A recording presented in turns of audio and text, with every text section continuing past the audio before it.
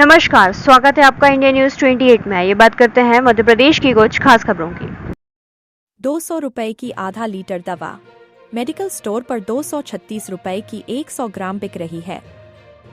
Raisen Swami Vivekananda college में English के professor doctor Rajiv Bhardwaj ने आरोप लगाया है कि शहर में दवा माफिया सक्रिय है। कुछ मेडिकल वाले अपने मेडिकल पर डॉक्टर को बैठा रहे हैं और डॉक्टर वही दवा लिखते हैं जिनमें उन्हें बड़ा कमीशन मिलता है। उन्होंने एक दवा का उदाहरण दिया, 100 ग्राम दवा जिसकी MRP 236 रुपए प्रिंट है और गूगल पर सर्च करने पर आधा लीटर 200 रुपए से भी कम की मिलती है। अब समझ लीजिए किस तरह से दवा माफिया सक्रिय है।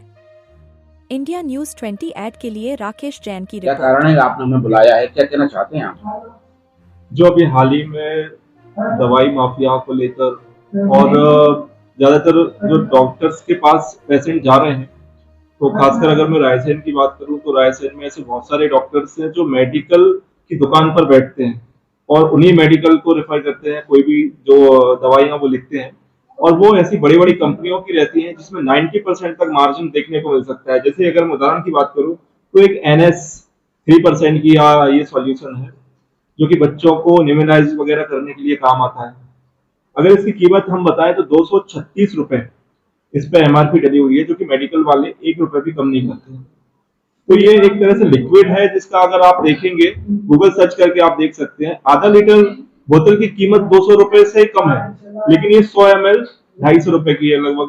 तो इस तरह का जो बहुत सारी दवाइयां हैं मार्केट में, 90% से ऊपर उसमें कमीशन खोरी है। अगर वही जेनरिक दवाइयां मार्केट में आएंगी, डॉक्टर जेनरिक दवाइयां लिखेंगे, तो कम से कम जो लोग हैं, जो गरीब तबके के लोग हैं, वो अच्छी दवाइयां कम कीमत में ले पाएंगे। और वो पूरा पैसा इन माफियाओं के जेब में जा रहा है, जिससे यहाँ के लोग हैं वो काफी दुखी हैं और कई लोगों ने इस बारे में चर्चा भी की है। क्या लगता है आपको, कौन दोषी है इसमें?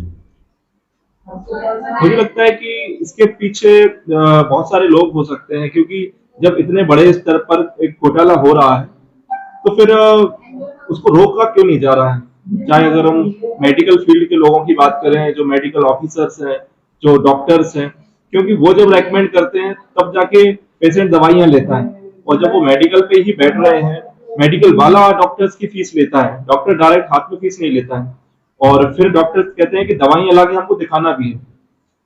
तो पेशेंट बाहर से दवाई ले नहीं सकता, क्योंकि मेडिकल वाला डॉक्टर्स की लिखी हुई दवाई देगा और पेशेंट्स को लेना पड़ेगी। तो ये सारी स्थिति बनती है।